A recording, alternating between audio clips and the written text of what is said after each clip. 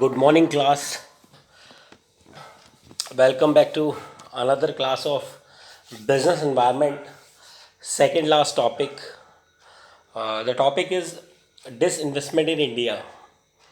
Disinvestment means where the government is going to sell their part, जहाँ पे सरकार अपने सार्वजनिक उपक्रमों का कुछ पार्ट एक प्राइवेट सेक्टर को बेच देती है।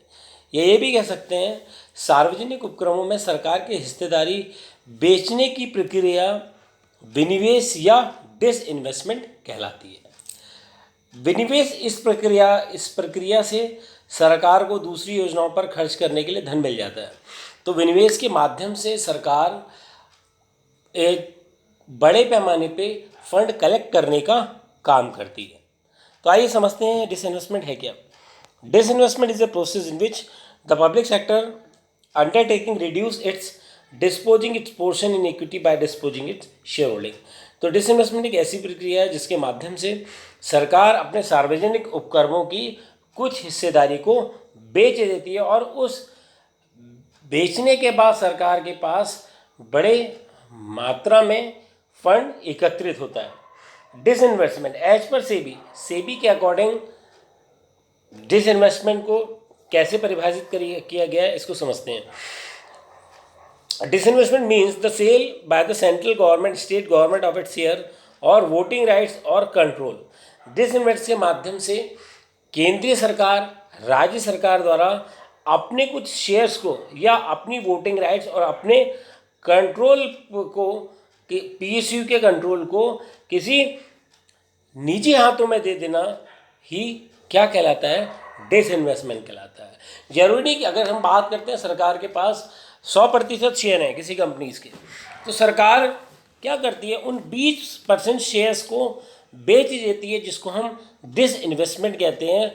डिसइन्वेस्टमेंट इसलिए भी सही होता है क्योंकि कुछ ऐसे उपक्रम हैं जो सरकार को लाभ नहीं दे पा रहे हैं, तो सरकार उन इन्वेस्टमेंट को उन पब्लिक सेक्टर्स को चलाए रखने के लिए डिसइन्वेस्टमेंट की प्रोसेस को लेके आती है। Disinvestment involve the conversion of money claim security into money or cash by the government. Disinvestment के माध्यम से सरकार अपनी सिक्योरिटीज़ को अपनी मनी को कैश कर लेती है।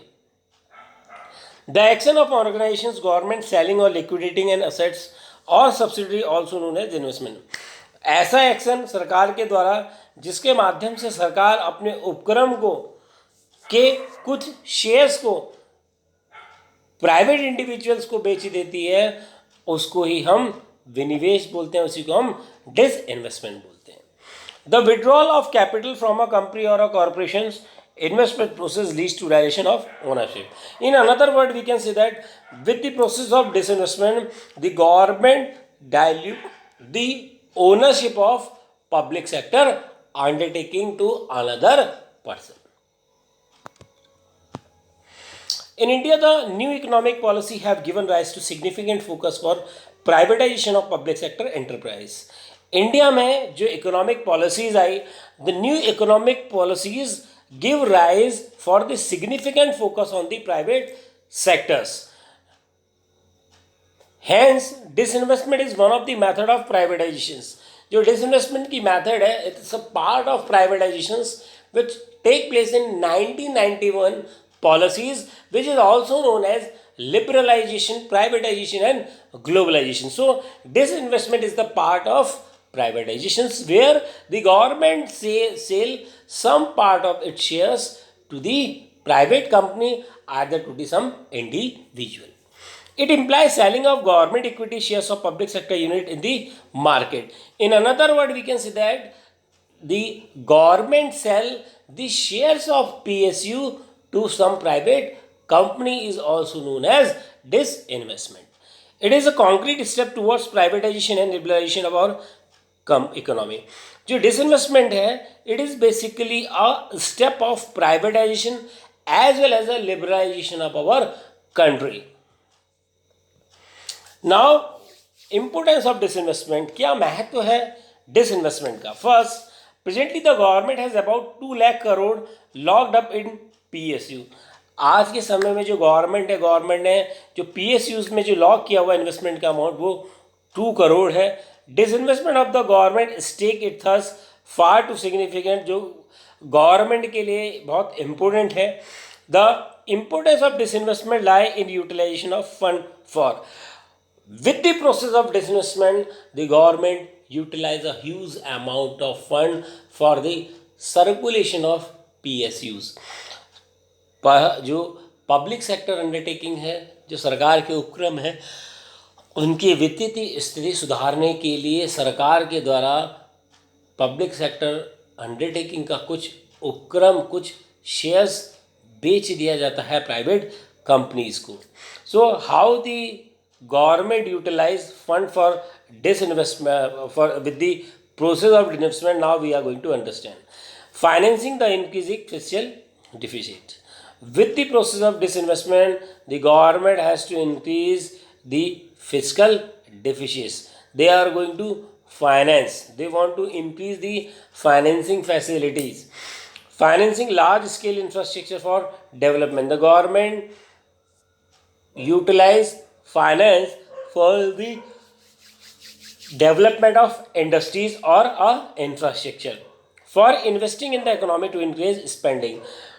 With the process of disinvestment, the main objective, the main importance of disinvestment is to increase the investor in the economy to spend more and more, so that the economy is going to be grow. For retrieving government debt, almost 40 to 50% of center revenues receive go towards repaying public debt interest. जो government का है, government का 40 से 45% जो revenues आता है वो public डेप्ट को रिपे करने में ही चला जाता है. इसीलिए सरकार के द्वारा इसीलिए सरकार के द्वारा डिसइन्वेस्टमेंट के माध्यम से बड़े पैमाने पे फंड्स को यूटिलाइज किया जाता है. For social programme like health and education, disinvestment के माध्यम से ही सरकार को बड़ी मात्रा में फंड्स की प्राप्ति होती है, जिसका यूटिलाइजेशन सरकार के द्वारा सोशल प्रोग्राम को कंडक्ट कराने में कराया जाता है और एजुकेशन के लिए. नेक्स्ट आता है ऑब्जेक्टिव ऑफ डिसइन्वेस्टमेंट. क्या ऑब्जेक्टिव है disinvestment? First, to reduce the financial burden on the government. सरकार के वित्तीय बोझ को कम करने के लिए ही सरकार द्वारा डिसइन्वेस्टमेंट की प्रोसेस चलाई जाती है, जिसके माध्यम से सरकार को सरकारी उपक्रम के माध्यम से बड़े पैमाने पे फाइनेंस की मदद हो सके और सरकार उस पैसे का यूज़ इकोनॉमी के भलाई के लिए कर सके. To improve public finance, with the process of disinvestment, the government is going to be improve the public finance. Public finance means when the government earn a revenue with the process of disinvestment, the government provide that finance to the public sector bank, and that money goes to the public. To introduce competition and market discipline, with the process of disinvestment, the government introduce the competitions and they want to maintain the discipline in the market so that the healthy competitions can be take place in the market. To fund growth, disinvestment process provide a huge amount of fund to the government so that the government invest a huge amount of fund in public expenditure such as road constructions, highway constructions, and so that the government earn a huge amount of revenue through the taxations. To encourage wider share of ownerships, with the process of the disinvestment, the government sell some part of shares of public sector so that the private ownerships can also take the shares of public sectors, and they also play a dominant role for the development of public sectors. To improve efficiency and productivity in public enterprise through new industrial policy, नई industrial policy के कारण जो productivity थी, जो efficiency थी, that can be improve with the process of disinvestment. इसीलिए सरकार के द्वारा डिसइन्वेस्टमेंट का यूज़ किया गया ताकि ऐसे उपक्रम घाटे में चल रहे हैं उसको सरकार के द्वारा उसके शेयर्स को बेच दिया गया।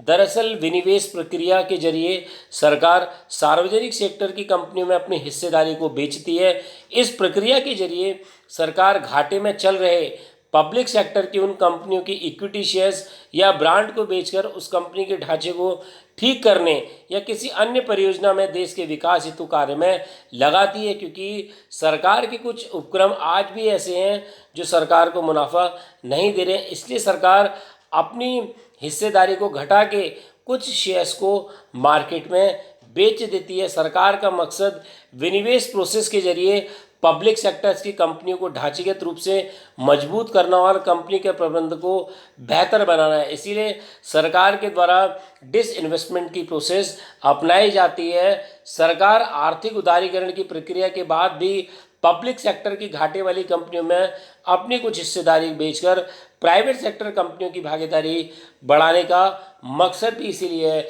इसीलिए सरकार के द्वारा अभी जो बजट पास हुआ था उसमें LIC के जो बॉन्ड हैं, शेयर्स हैं, उसे बेचने की भी बात रखी गई थी।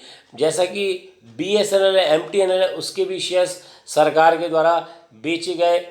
हम ये नहीं कह सकते कि कम्प्लीटली सरकार के द्वारा बेचा जाता है।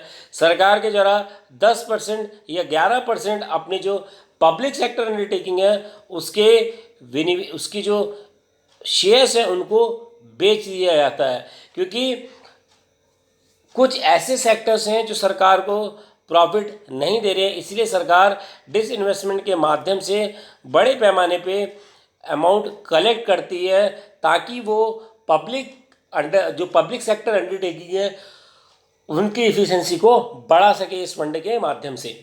Objective to improve the performance of unit, the main argument in favour of disinvestment is the poor performance of PSUs। सरकार का main objective public sector undertaking की पुअर परफॉर्मेंस को इम्प्रूव करना है ताकि जो पैसा आता है डिसइन्वेस्टमेंट के माध्यम से वो सरकार द्वारा उन पब्लिक सेक्टर्स अंडरटेकिंग के हित में खर्च किया जाता है ताकि वो पब्लिक सेक्टर अंडरटेकिंग ग्रोथ कर सकें। इसीलिए कह रहा है, for instance the average return on investment was hardly 2% during the 1980 and 1990। 1980 और 1990 में 2% हार्डली रिटर्न आया था इन्वेस्टमेंट का सरकार को। इसलिए सरकार ने इस नीति को अपनाया। To reduce budgetary deficit, one of the factor of budgetary deficit is the allocation of huge amount of fund to PSU। जो सरकार के द्वारा वित्तीय घाटे की जो अर्थव्यवस्था दिखाई जाती है उसका कारण पब्लिक सेक्टर अंडरटेकिंग की, सरकार को पब्लिक सेक्टर अंडरटेकिंग के लिए भी फंड मेंटेन करके चलना पड़ता है, क्योंकि पब्लिक सेक्टर कुछ ऐसे पब्लिक सेक्टर्स हैं जो वेल परफॉर्म नहीं कर पाते, जिसके कारण उस पब्लिक सेक्टर को पर्याप्त मात्रा में लाभ अर्जित नहीं हो पाता। इसलिए सरकार ऐसे पब्लिक सेक्टर्स की जो निवेश होते हैं उनकी भागीदारी को बेचना शुरू कर देती है। Due to lack of improvement of performance in such unit, these deficit lead to rising price which in turn affected the economy. इसीलिए जो फाइनेंसिंग डेफिशिट है वो बढ़ जाता है, जिसके कारण इकोनॉमी भी अफेक्ट होती है। To overcome the problem of political involvement in PSUs, there was too much political. मैंने आपको बताया था जितने भी हमारी पब्लिक सेक्टर अंडरटेकिंग्स हैं उसमें ब्यूरोक्रेटिक से ज़्यादा इन्वॉल्वमेंट होता है with respect to location of a project की लोकेशन से related, selection and promotion of top personal. अगर कोई उनकी जान पहचान का व्यक्ति है तो उसको ज़्यादा प्रमोट कर दिया जाता है, बायसनेस दिखाई जाती है पॉलिटिकल पार्टी के द्वारा। तो इसीलिए जो हमारे पब्लिक सेक्टर जो अंडरटेकिंग्स हैं वो पर्याप्त मात्रा में परफॉर्मेंस नहीं दे पाते, क्योंकि ब्यूरोक्रेटिक्स इन्वॉल्व ज़्यादा होते हैं। Awarding important contract etcetera, this has lead to poor performance of the PSU। That's why जो हमारे जो PSUs हैं उनकी जो परफॉर्मेंस है वो दिन प्रतिदिन कम होते जा रही है। इसी परफॉर्मेंस को इम्प्रूव करने के लिए सरकार के द्वारा कुछ पार्ट बेच दिया जाता है ताकि उनकी परफॉर्मेंस को बढ़ाया जा सके। सरकार के द्वारा मैनेजमेंट को सेल आउट कर दिया जाता है, मैनेजमेंट किसी और को दे दिया जाता है ताकि पब्लिक सेक्टर यूनिट्स भी ग्रो करें। नेक्स्ट आता है हमारा process of disinvestment. The government in July 1991 initiated the disinvestment process in India. 1991 में डिसइन्वेस्टमेंट की प्रोसेस स्टार्ट की गई थी। The government had appointed the Krishnamurthy committee in 1991, जो कमेटी अपॉइंट हुई थी डिसइन्वेस्टमेंट प्रोसेस के लिए 1991 में उसे अपॉइंट किया गया, और रंगराजन कमेटी में को 1992 में अपॉइंट किया गया कि वो इस डिसइन्वेस्टमेंट की प्रोसेस को देखे। Both the committee have recommended disinvestment to fulfil objective of modernisation of PSU through. दोनों ही कमेटी को बनाने का उद्देश्य पब्लिक सेक्टर अंडरटेकिंग को मॉडर्नाइज करना था। पहला, स्ट्रेंथनिंग R&D, उनके R&D research and development department को रिबिल्ड करना ताकि उनकी परफॉर्मेंस को बढ़ाया जा सके, इम्प्रूव किया जा सके। Next, initiating diversification expense programme, सरकार के माध्यम से इनिशिएट किया गया उनके एम्प्लॉयज़ को, उनके मैनेजमेंट को, ताकि वो PSUs की परफॉर्मेंस को इम्प्रूव कर सके। इसीलिए डिसइन्वेस्टमेंट के माध्यम से जो कमिटीज़ थी उन्होंने रिकमेंड किया कि बिजनेस को डाइवर्सिफाई करना और प्रोग्राम्स को डेवलप करना है। रिटेनिंग द री एम्प्लॉयमेंट ऑफ एम्प्लॉय, हमें जो एम्प्लॉय हैं उसको रिटेन रखना है, उसको ऑर्गेनाइजेशंस में जोड़ के रखना है। ऐसा नहीं कि हमें उसके फ्रीक्वेंट ट्रांसफ़र करने हैं। अगर फ्रीक्वेंट ट्रांसफ़र होते हैं तो एम्प्लॉय परफॉर्मेंस नहीं दे पाता। इसीलिए इस कमेटी ने थर्ड स्टेप दिया कि एम्प्लॉय को रिटेन करना।